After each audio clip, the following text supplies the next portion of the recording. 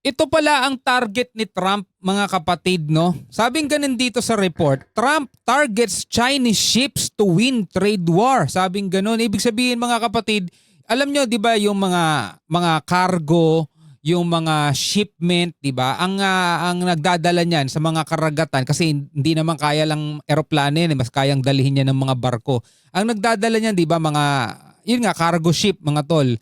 Karamihan dyan kasi mga China eh. Ngayon, ang gustong gawin ni Trump is ibalik sa US at US na ang mamamahala, no, dun sa mga barkong yun, paggawa ng mga barkong pang shipment, mga tol. Ito, panoorin natin itong balitang to mula sa First Post, mga tol. Talagang ang target ng Amerika is manguna talaga yung bansa nila, mga tol. Ang target ng Amerika is alam mo yun, yung tulad nga ng sinasabi ni Trump, make the America great again o make the America rich again. Sabing ganun ni Trump. So ito, panoorin natin to mula sa First Post. Bago natin to simulan, huwag mong kalimutan mag-subscribe. Click mo na rin ang notification bell para ma-notify ka whenever na may mga bago tayong reaction videong tulad nito, mga kapatid, no? So huwag na natin patagalin pa. Panoorin na natin to. What do cars, computers, and toys have in common? They all arrive by ship. Global trade runs on cargo vessels. From your electronics to your clothes, high-end machinery for factories, even the cars you drive, they most likely come on ships. Tama, di ba? Kasi hindi naman eroplano nagde-deliver niyan, mga cargo ship talaga. Pero etong mga cargo ship na to, mga kapatid, ang shipbuilding kasi niyan kadalasan din sa China, mga tol eh. 90% of the world's goods are transported by sea, and most of those ships are made in China. Now, the US wants to change that. Donald Trump is going after Ngayon nyo lang nalaman yun, no? Ganun kayaman, mga tol, ang China.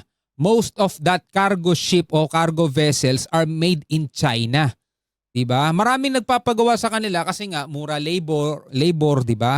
Kompleto sila dun sa mga pangangailangan. So yun nga, most of the cargo vessels, mga kapatid, made in China.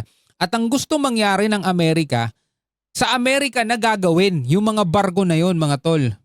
made in China. Now, the US wants to change that. Donald Trump is going after ships built by China. Just like his push on trade and manufacturing, Trump wants to bring shipbuilding back to America. Nako. We will create a new Office of Shipbuilding in the White House and offer special tax incentives to bring this industry home to America where it belongs. We used to make so many ships. We don't make them anymore very much, but we're going to make them very fast, very soon. It will have a huge impact. So yun ang target ni Donald Trump. Balik sa Amerika yung shipbuilding, yung paggawa ng mga barko na ginagamit sa mga trade, mga cargo trade, mga tol. Diba? So, how will he achieve this goal? By resorting to the same strategy, he will impose higher taxes on Chinese-made ships. Whenever they arrive on American shores, they will have to pay something called port fees. Oy! And Trump is hiking this fee substantially. It's a bold move to tip the scales of global trade. And it's already facing a strong pushback. So eto na, may bagong technique na ngayon si Trump, mga kapatid, no? Katulad din ng trade war, yung tariffs war. Eto naman, meron ng port fee. Yung mga barko ng China na darating sa pantalan o sa port is meron ng babayaran. 'Di ba? May port fee na tinatawag, Trump proposes high port fees for Chinese-made ships para sa lahat ng mga Chinese-made na barko. Talagang pinipilayan niya, mga kapatid, ang China, no? Maliban doon sa mga karga, yung mismong mga cargo na laman ng barko, mga kapatid, na pinatawan niya ng napakabigat na taripa, pati mismo yung mga Chinese-made ships, meron ng babayarang malaking port fees. No? Talagang pinipilayan niya. The original plan was quite ambitious. This is what Trump announced: a flat fee on Chinese ships, up to $3.5 million per ship per visit. Uy, ang laki nun. $3.5 million per ship per visit. US forges ahead with plans for steep port fees on China-built vessels, basta made in China vessels under which vessels built in China would charge $3.5 million each time they dock at US seaport. Every time na dadaong sila doon sa mga pantalan o sa US port, mga kapatid, sisingilin sila ng $3.5 million. Ayop na yan. $3.5 million per visit. The plan triggered panic across US industries. After all, they depend on ships to get their goods. And their concerns were all the same. Higher taxes would lead to inflation. It would raise prices for all American consumers. Oo. And global shipping companies said the same thing. So Washington has watered down this original plan. Fees will now be calculated on the basis of cargo weight. May impact talaga yun sa lahat. Pero si Trump, mga tol, sabi ko naman sa inyo kahit na alam mo yun, mga kaalyado natin, itong mga bansang to, meron niyang mga sari-sariling interest na puro pabor lang sa kanila, mga tol. Diba? Ganon din tayo, kaya nga dapat maging pro-Filipino tayo, hindi tayo maging pro kung ano-ano mga bansa Plan. Fees will now be calculated on the basis of cargo weight or the number of containers it is carrying. And instead of every arrival, the fee will be charged up to 5 times a year. And yes, there is a way to avoid it altogether. For that, you'll have to order a ship from an American shipyard, no Chinese ships. And you'll get the exemption. So yun na nga mangyayari, mga kapatid, di ba? Kasi nga, most of the cargo ships o cargo vessels, sabing ganun, is made in China. So kahit halimbawa ito'y goods from Canada, goods from Philippines o goods from ibang mga bansa, basta Chinese made yung barko mo, 'di ba? Hindi kailangan manggagaling ka sa China, basta yung vessel na ginamit mo para dun sa cargo mo is made in China, papatawan ka o meron kang tinatawag na port fee. So anong kailangan gawin itong mga malalaking kumpanya, nitong mga bibili sila ng panibagong barko na made in US para pagdadaong na sila sa US para maghatid ng kanilang mga produkto, ng kanilang mga cargo, hindi na sila sisingilin ng ng port fees kasi napakalaki nun, mga tol, ang laki nung sinisingil ng Amerika, 'di ba? So pati yung shipbuilding ng China, mga kapatid, apektado na ngayon. 'Di ba? Ganong katindi ang anuhan ni Tam. Ito, US lays out plans to hit Chinese ships with port fees. The $50 per ton of cargo will rise by $30 a ton each year for the next 3 years. Tataas pa. Tataas pa. Fees on Chinese-built ships will start at $18 per ton or $120 per container and also rise over the next 3 years. Tataas pa sa susunod na 3 taon. So ang magiging niyan, mga kapatid, ang magiging sagot nga niyan ng mga alam mo na ng mga pinanggagalingan nito mga ships na to, papalit sila ng barko. O wag na tayong gagamit ng Chinese made na barko kasi pag dadaong tayo sa American port, sisingilin tayo ng ganito kalaking halaga, di ba?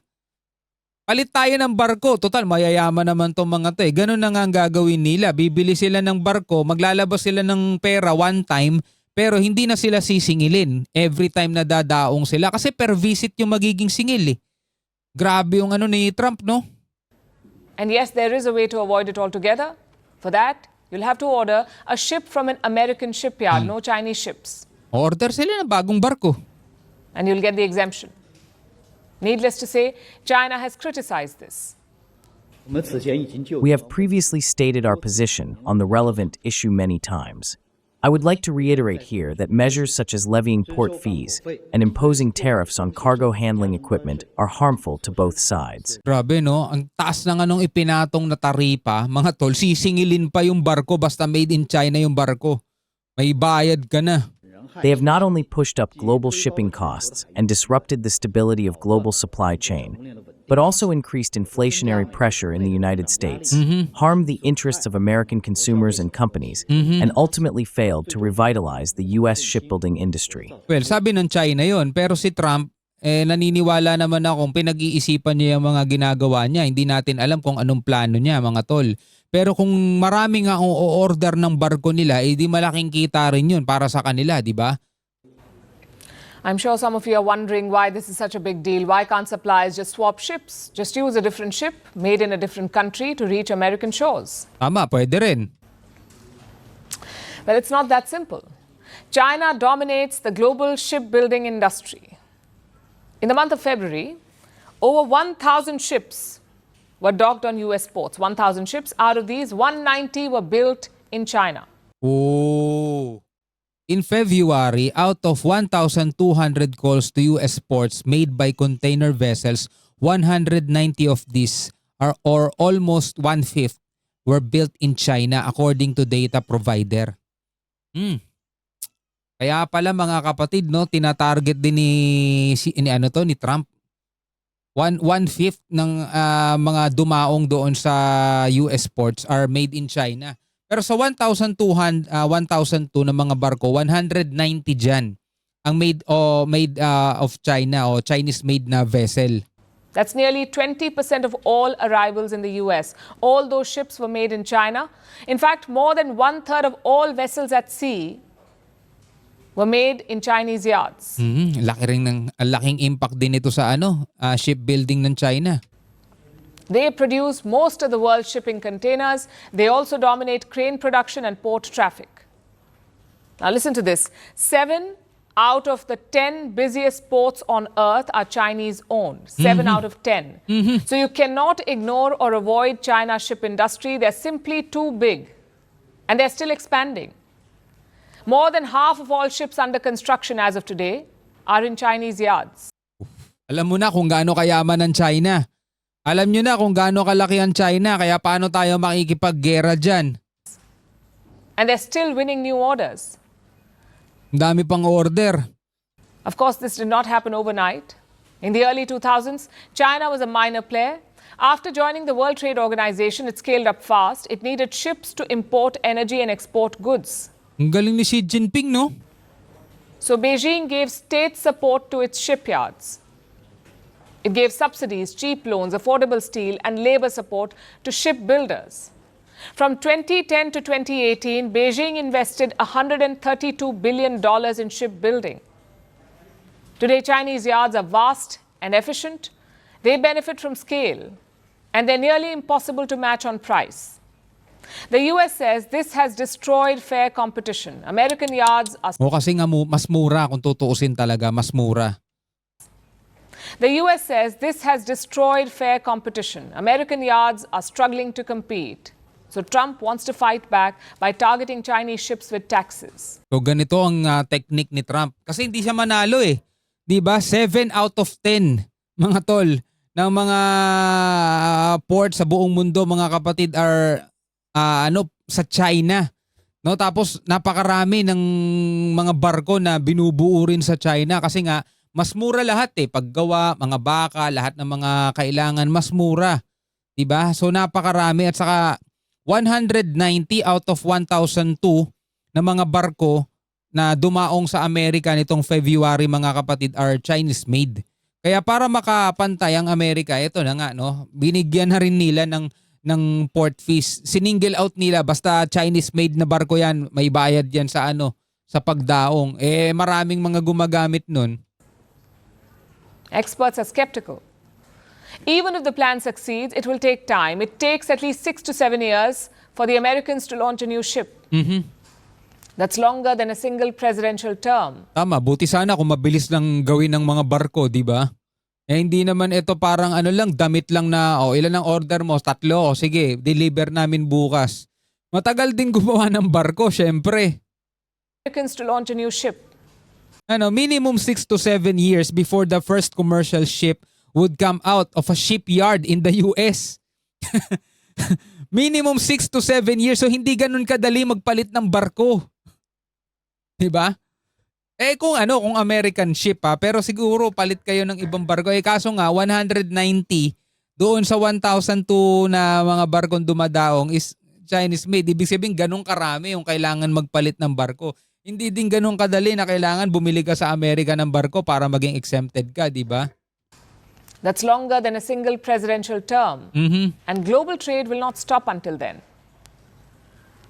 So Trump is targeting shipbuilding for the right reasons. He wants the US to catch up, but his strategy may take years to deliver, and by then, it may already be too late.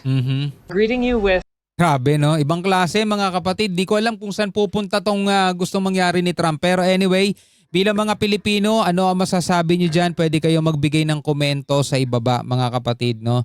Tayo ay nanonood lamang sa nangyayaring trade war at kung ano man ang mga ginagawa ni Trump laban dito sa China. Biruin mo, pati mga barko ngayon, tinatarget na niya.